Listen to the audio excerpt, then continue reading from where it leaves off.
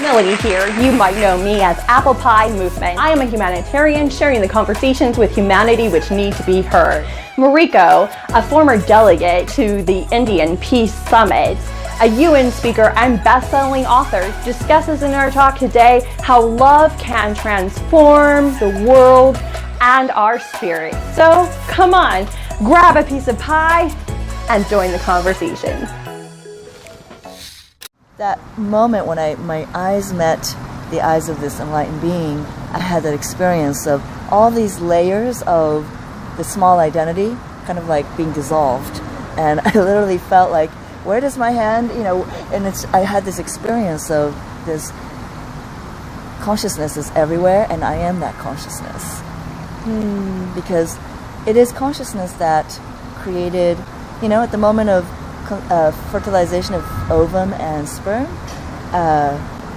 this is the basis of our body, and then it is said that consciousness enters that fertilized ovum at a particular point in the gestation period, and it is the consciousness that has created this body.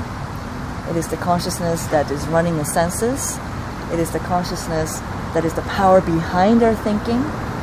And when you become grounded in that awareness of awareness, you have much more freedom because you can choose the thoughts. And by being able to choose the thoughts, you can actually create your reality.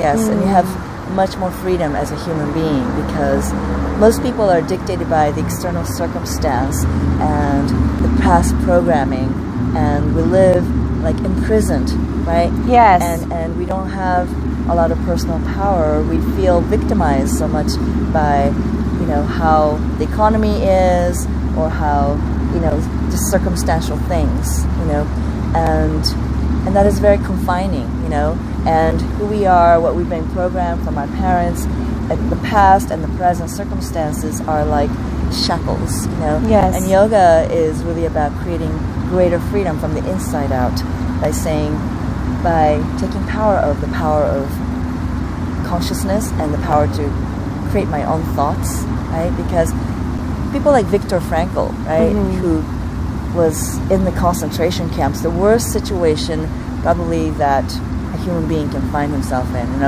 when his golden ring was taken away by the guard. It was like his last vestige of what he wanted to hold on to, and it was taken away from him.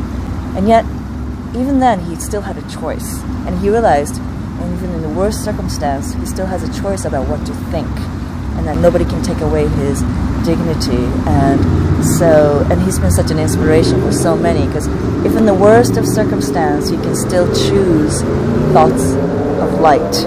Have you read his book, Prisoner of Your Thoughts? Yeah, it's just so that's the, and I feel that's the movement that, right now yoga appears to be a physical fitness modality, and it is, again, going from outside in, because that's the programming of planet Earth right now, it's outside in. We look to the outside for validation, and it is the most visible aspect of yoga. And because the world is like this, we need yoga. Right. Don't stop, turn it up. Don't stop, turn it up. Don't stop, turn it up. Well, thank you everyone for joining us for another Apple Pie Table Talk. We'll look forward to seeing you next week.